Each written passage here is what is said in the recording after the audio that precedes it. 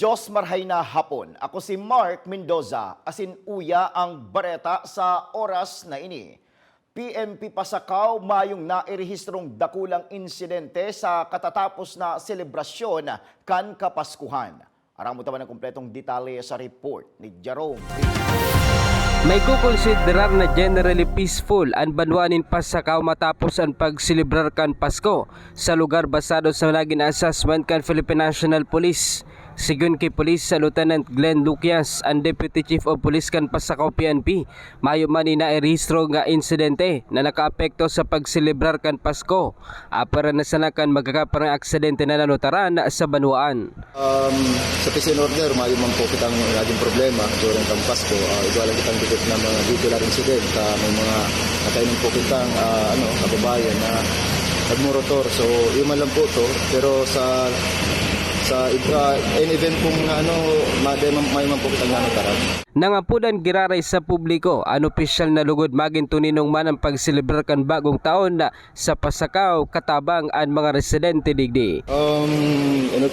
Advance happy new year po sa Gabos and best ko po sa pangapunan ko po sa Pasakaw na kadagos po ang pagsuporta po nindo sa PNP. And lang po kita maging law-abiding citizen and yun lang po. Para sa GNN TV 48 Naga, Jerome Breeze, Newsbreak. Siniguro kan Camarines Sur Police Provincial Office na nakaalerto ang gabos na hipatura kan pulisya sa probinsya ngunya na Aldaw kasabay kang anibersaryo kang CPP, NPA, NDF. Sa laog kan Camarines Sur Police Provincial Office, may naka-standby na tropa ang PNP na iyo ang marisponde. In kaso may rimalasong mangyari sa arinman na puwarte kan probinsya o rugna sa mga posibleng kilos protesta na gigibuhon. Opo, nakita nyo naman po sir, we are on alert status po regarding dyan. And of course, yung ating mga security reminders pa rin po sa ating mga respective municipal police station is continuous po yan sir. Even ahead of time po, nagkakandak tayo series of mga conferences para po ma-remind natin yung ating mga personnel sa on the ground nga po na hindi tayo makakandak, mapiperpetrate na magagawa ng masasama nitong mga itong mga CPP, NPA natin na mga kasamahan. Sa Rome Indignation Rally ang pinagigibong niya na hapon sa Banwaanin Pasakaw, Camarines Sur na minakondinar sa grupo kan CPP, NPA, NDF na naggigirumdum ngunyan kang sa indang ika-54 founding anniversary. Bitbit man ninda ang placards na may nakasurat na pagsisikwal sa aktibidad kan mga rebelde sa probinsya.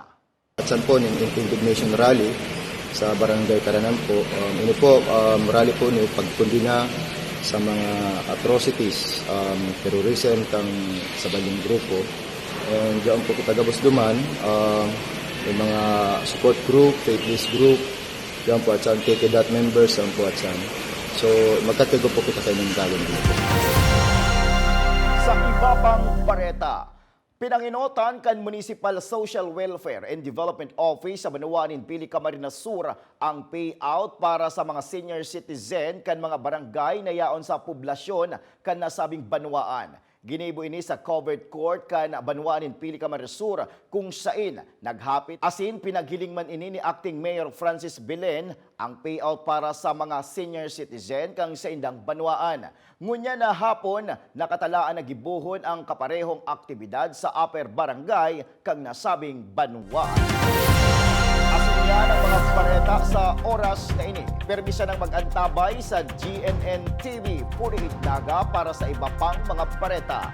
Ako po si Mark Mendoza. Diyos mabalos kang sa itong pag-antabay.